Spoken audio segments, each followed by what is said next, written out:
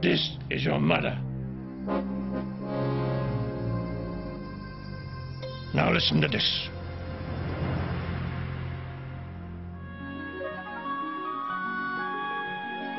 Once upon a time in the land of handsome princes, noble kings and beautiful princesses, there also live a wicked witch, a wily wolf, and a ginormous giant. Deep in the forest was the vilest of all, a wicked witch, who casts another evil spell.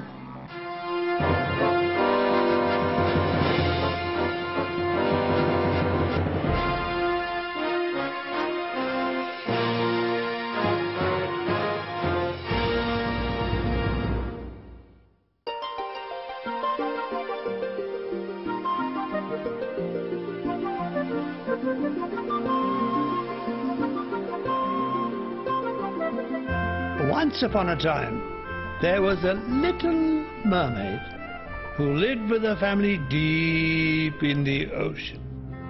She had been told exciting stories of people who lived on land. So one day, she set off, using her powerful tail to push her to the surface. As she approached the top, a violent storm was raging.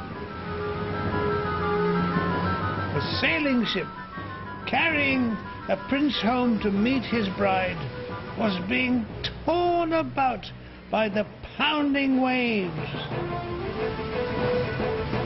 And the mermaid gathered him up in her arms and swam for the shore, where she pulled him up onto the beach. "Wake up, wake up," she said in time with the waves breaking on the shore. But as soon as he seemed to be reviving, the mermaid slipped off to a cave, ashamed. She had but a tail and no legs.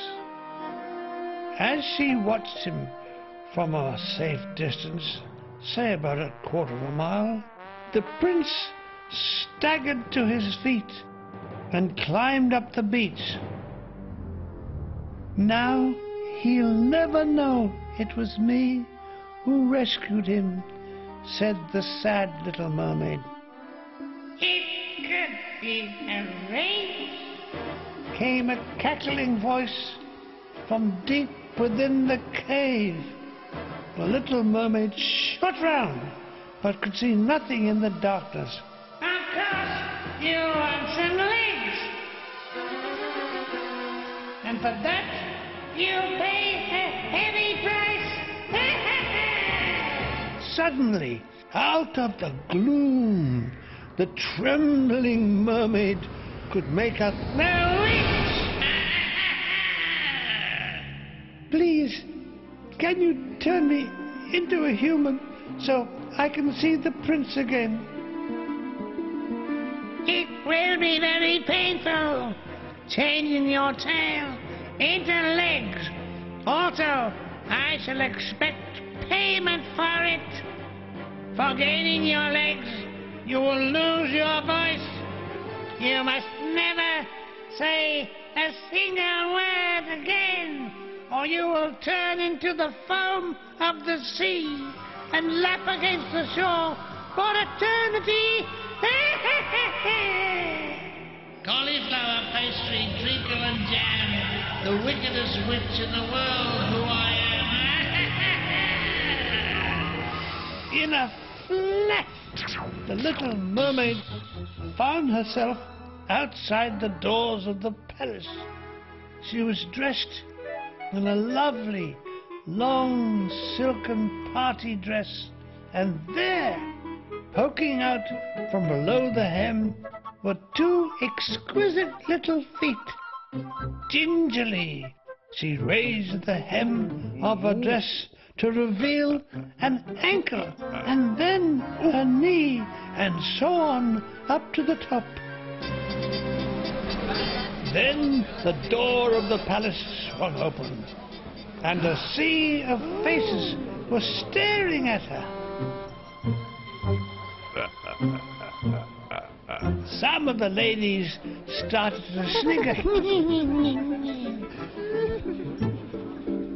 The handsome prince stepped toward the little mermaid. Listen, haven't I seen you somewhere before? Asked the prince. Poor little mermaid, of course, did not dare to reply. I am to be married in the morning, said the prince. I was rescued from drowning by a girl with a beautiful face, something like yours. But since I can't find her, I'm to marry someone else.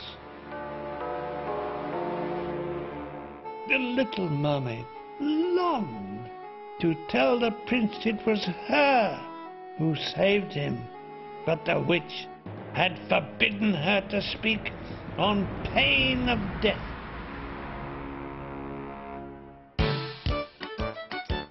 If you won't speak, perhaps you will dance with me instead, said the prince.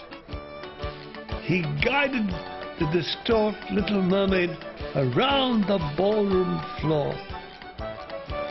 Her dancing, of course, was absolutely terrible on her newly formed legs, but the prince was very gracious towards her.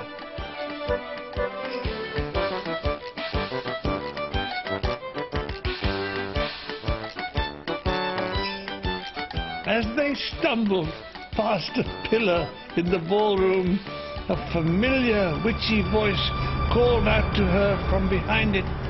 Tell him you saved him. The little mermaid knew the consequences of that, but then it seemed to her the waltz started to gain in speed and intensity. They were doing 30 miles an hour round the ballroom. Soon she was swirling around the room. Tell him you love him, Came the echoey voice, until the poor little mermaid could not help herself. It was me. I rescued you, she blurted out. The music had stopped. As tears pouring from her eyes, they were soon ankle-deep in tears in the ballroom. She rushed out of the hall, over the garden, and down to the beach, where she plunged into the foam of the sea and simply melted away. The prince decided, There and then, I shall never marry. One is enough. He often walks along the beach with his fox terriers, and he seems to hear the faint echo of a sweet voice. Wake up. Wake up.